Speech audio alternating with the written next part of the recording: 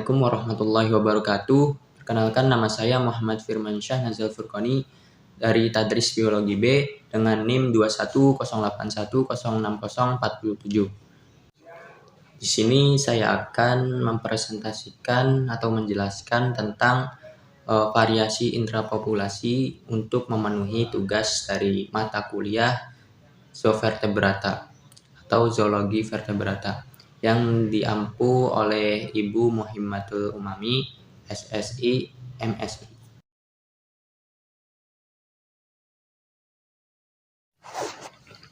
Nah, sebelumnya kita harus mengetahui apa itu populasi. Jadi, populasi adalah suatu kelompok individu terlokalisir yang digolongkan sebagai spesies yang sama. Suatu populasi mungkin terisolasi dari populasi lain yang berspesies sama dan jarang sekali dapat mempertukarkan materi genetiknya.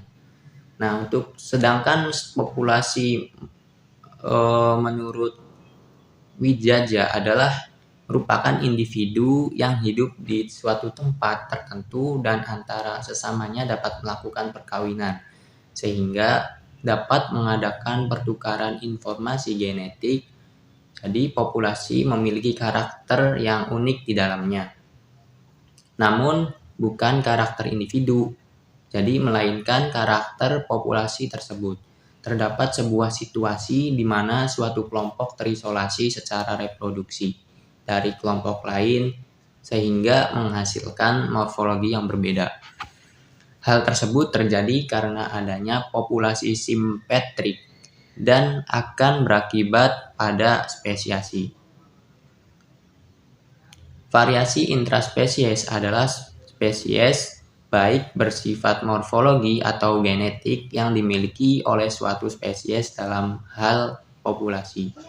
Nah, ini bisa disebabkan oleh morfologi yang erat hubungannya dengan umur, status sosial, habitat, dan pengaruh musim. Nah, beberapa hewan seperti lebah madu atau Apis dorsata memiliki keberagaman dalam satu sarang. Di antaranya adalah lebah pekerja, lebah pejantan, dan ratu lebah. Nah, selain itu bisa disebabkan oleh faktor genetik. Kasus kelainan beberapa spesies dalam satu populasi secara genetik sangat sering terjadi pada lalat buah atau Drosophila melanogaster. Hal ini disebabkan karena adanya kelainan penempatan kromosom sehingga menentukan perubahan jenis kelamin, terutama pada buah lalat yang bersifat interseks sehingga jenis kelaminnya belum jelas hingga bentuk dewasa. Bahkan bisa berubah-ubah menjadi jantan dan betina.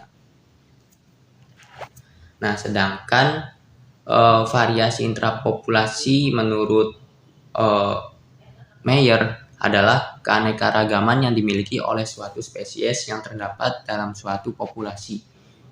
Spesies yang terdistribusi luas memiliki genetik yang tinggi.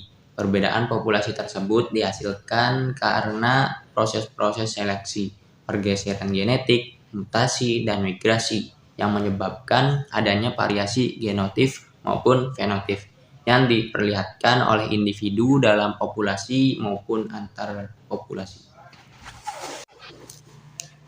Nah, adapun pengertian dari variasi intrapopulasi sendiri yaitu merupakan keanekaragaman baik yang bersifat morfologi maupun genetik yang dimiliki oleh satu spesies dalam satu populasi juga. Nah, hal ini bisa disebabkan oleh morfologi yang erat kaitannya dengan umur, status sosial, habitat, dan juga pengaruh manusia. Kemudian ada istilah yang dinamakan dengan sibling species yang merupakan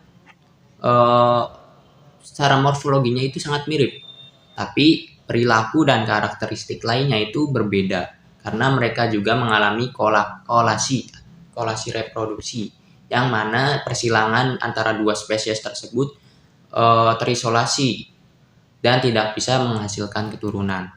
Nah, untuk istilah selanjutnya itu ada gene pool atau genepol, merupakan sekumpulan semua alel unik pada suatu spesies atau populasi.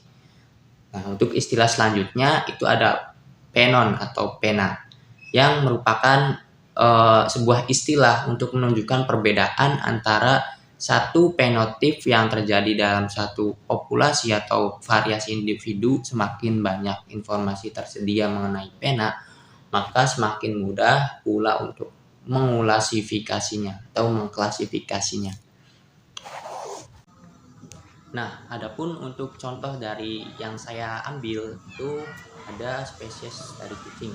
Nah, kucing mempunyai variasi genetik atau variasi intrapopulasi. Nah, antara jantan dengan betina itu sangat berbeda.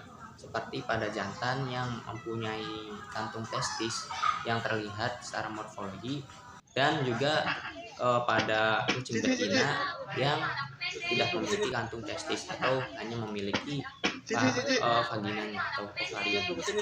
Nah, adapun ciri-ciri morfologi selanjutnya itu bulu dari kucing jantan itu lebih terang atau lebih gelap gitu, lebih gelap dan jelas warnanya ketimbang dengan kucing yang betina. Nah, identik kucing yang betina ini memiliki bulu yang agak kusam atau kabur.